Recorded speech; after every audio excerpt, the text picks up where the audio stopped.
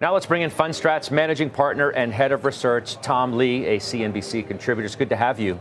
What do you make of this report? I mean, part of the uncertainty of all of this has been the, iron fist, maybe olive branch. Back to the iron fist, maybe an olive branch. What do you make of it?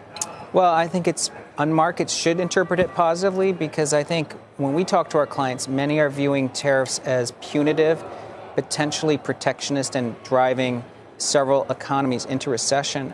This sounds like that we could actually have a positive case scenario with these tariffs, one that's either mutually agreed upon or if it's reciprocal, but maybe a good deal for businesses. And I think it would set the stage for a much bigger recovery rally than we expect. Afterwards, right? Yes, I mean, after. The problem is the paralysis, if you will, between now and then. Like, what are we supposed to do over the next 10 days? That's the dilemma, right? Because we still have 8 trading days till April 2nd. Most investors are getting just nauseous from the volatility, so they want to throw in the towel. But we also know that markets will bottom, or have historically bottomed, before the event actually happens. The best example is the Cuban Missile Crisis in 1962. That was a 12-day crisis. The stock market bottomed 7 days into that crisis, recovered 2/3 of the losses before the resolution. So I think that's a decent template for today. What about the economy? I mean, listen to Nike, FedEx, put that on top of what we've already heard. Are you concerned about where the economy is going? It's been pretty shocking how quickly sentiment deteriorated. I can understand for consumers because the president's very divisive, but for CEOs, that's been a shock. CEO confidence has fallen, and they've kind of been sitting on their hands. So we know there's an impulse of a growth shock underway. But if this is something that doesn't last months, then it's very temporary. I mean, it depends, to what degree consumers remain skittish. CEOs are paralyzed in their own right because they can't really make any moves because they're not sure what's going to happen, and ultimately whether a growth scare spirals into something else, which Jeffrey Gundlach gave me his view yesterday right here on Closing Bell. Listen. I do think the chance of recession is higher than most people believe. I actually think it's higher than 50% coming in the next few quarters. 50, 60%? I mean, if he's right, what does that mean for the stock market? Well, Way too expensive. Well, the S&P had a 10% drawdown. That's already priced 40% chance of a recession. I'd say the markets aren't agreeing necessarily with his view because China, Europe, Canada, Mexico have been massively outperforming the U.S. since February 18th.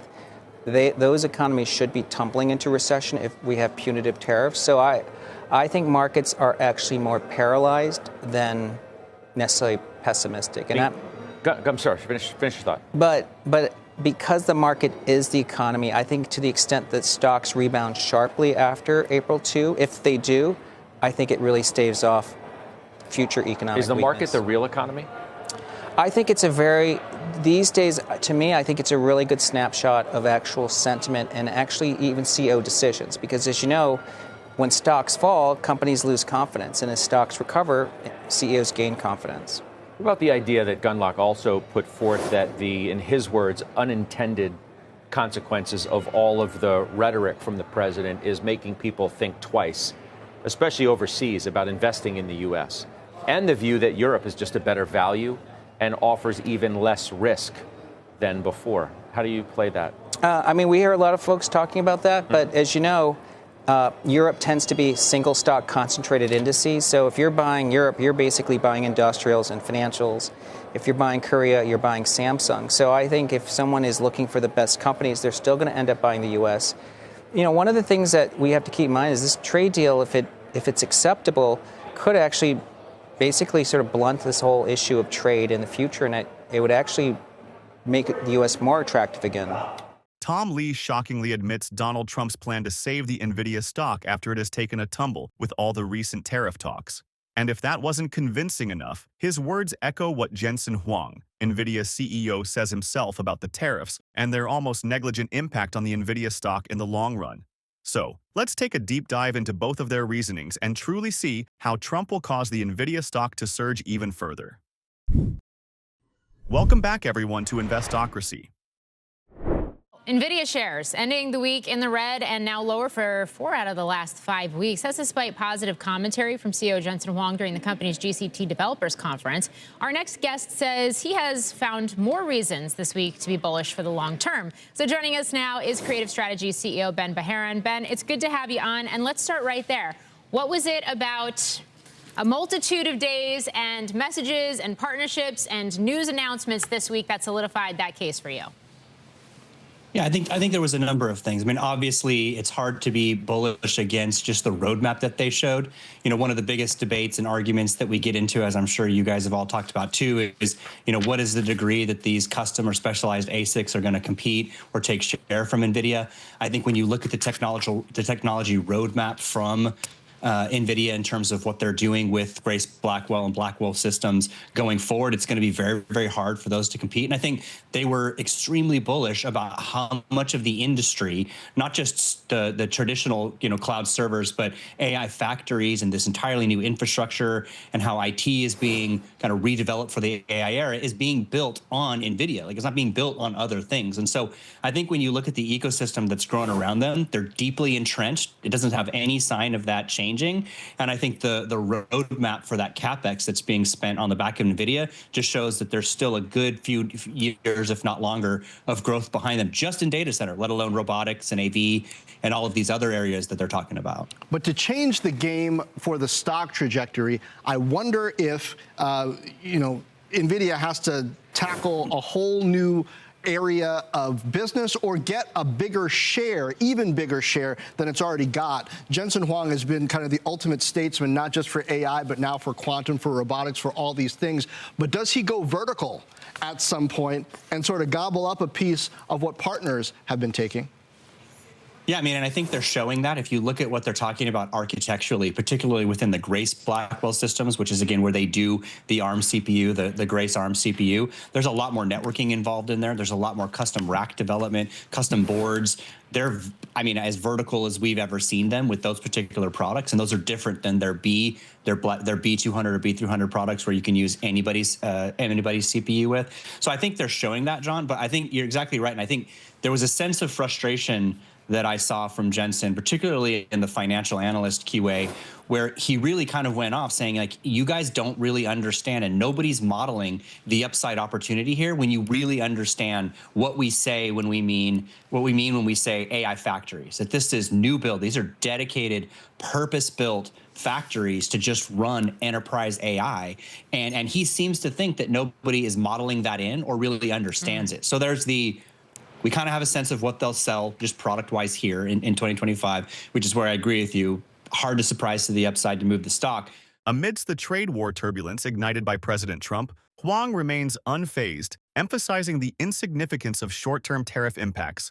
As Huang puts it, NVIDIA and AI as a whole is going to be the bedrock and the foundation through which the future of America will be built. But before going on with the video, are you into cryptocurrency? If so, check out our second channel, Investocracy Crypto. We bring you breaking news, expert analysis, and the latest trends in the fast-moving world of digital assets. Whether you're a seasoned crypto investor or just curious about the future of finance, we've got something for you. Click the link in the description to subscribe to Investocracy Crypto now. Don't miss out and stay ahead of the game. Now, let's get back to the video. We constraining ourselves with these discussions about politics and tariffs. Are these too small? I think it's safe to say that we can't hold any country back or anyone back in advancing and developing intelligence. And surely AI is just digital intelligence. Okay. And so I think everyone is going to develop it. If everyone's going to be developing it, let's make sure that they develop it on American technology, American architecture, and the American standards.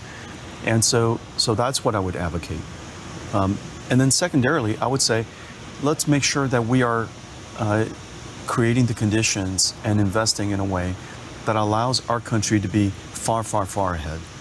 And so everything that we can do to speed up our advancement, everything we could do to speed up education here, startups here, economic development here using artificial intelligence, we absolutely should. No, but when there was this DeepSeek issue.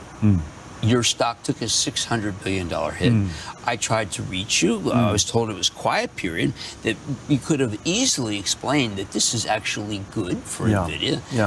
Why not have said that during that period? We were during a quiet period. But you still came out 2 days before. It was 25 days, and then you did it in a video 2 days before. Well, next time you should contact me directly, and I'll come out and explain it. Well, because it's a good thing. Yeah. Diving deeper into the data pool, we witness Nvidia's stock journey, a roller coaster ride plunging 20% post its record peak in January, the turbulence originating from DeepSeek's AI revelations. Huang refuted the concerns, arguing that the quest for better AI performance demands more chips, dismissing DeepSeek's cost-centric folklore. But before going any further, if you made it this far into the video, thank you.